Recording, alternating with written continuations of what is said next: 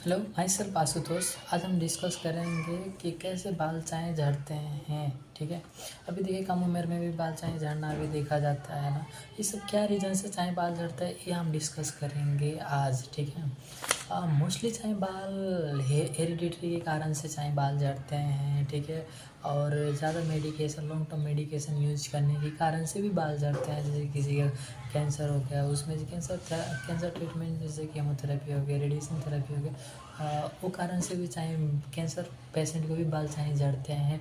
और जैसे कि कोई ज़्यादा स्ट्रेस लेता है, किसी को हाइपरटेंशन रहता है, उस सब कारण से भी ज़्यादा झड़ता है। स्ट्रेस चाहे मतलब इमोशनली किसी को रहता है, फिजिकली, इमोशनली, हाँ मेंटली जो भी रहता है, वो कारण से भी चाहे बाल चाहे झड़ते हैं। और मोस्टली देखा जाता है जैसे कि हार्मोनल इम्बैलेंस हो गया ना।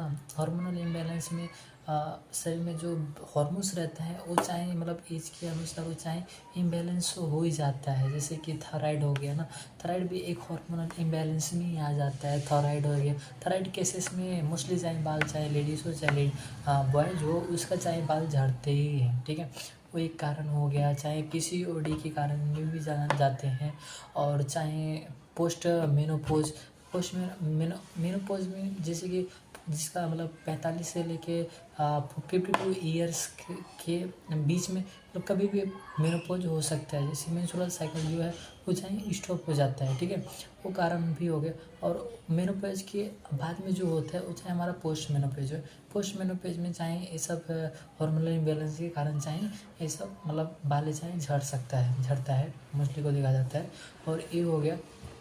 फिर स्ट्रेस तो हमें बताया ना। और चाहे डाइट्री हो गया, डाइट्री में जैसे कि विटामिन B12 हो गया, D3, विटामिन D3 हो गया, सेलेनियम हो गया, जिंक हो गया, आयरन हो गया। एक ये सब के मतलब फुलफिलमेंट नहीं हो पाने की वजह से भी बाल चाहे झड़ते हैं। ठीक है, एक ये रीज़न हो गया ना।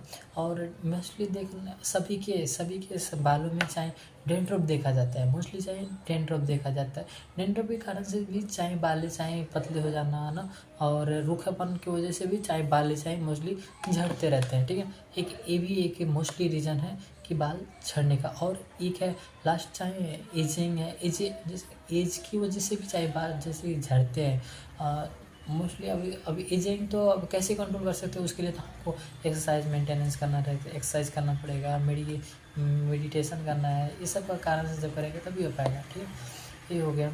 और स्ट्रेस भी तो मेडिटेशन, जब तक स्ट्रेस मैनेजमेंट नहीं करेंगे, हम मैनेजमेंट करेंगे तभी जाके हो पाएगा स्ट्रेस कंट्रोल। ठीक है, अब ज़्यादा स्ट्रेस है तो उसके लिए तो अब साइकेट्री से दिखाओ ना। और बालों का चाहे ट्रीटमेंट में जैसे कि देखो इसका भी ट्रीटमेंट है, मिनोक्सिडिल फिनास्ट्राइड लोशन आता है। और डॉक्टर रेड्डी का भी है, सबसे बेस्ट डॉक्टर रेड्डी का हो गया। फिर ब्रिंटन का हो गया ना। 10% में भी ले सकते हैं, 5% में ले सकते हैं by the advice of dermatologist. जो डर्मेटोलॉजिस्ट डॉक्टर रहता है उसके प्रिस्क्रिप्शन से ही दवा लिए।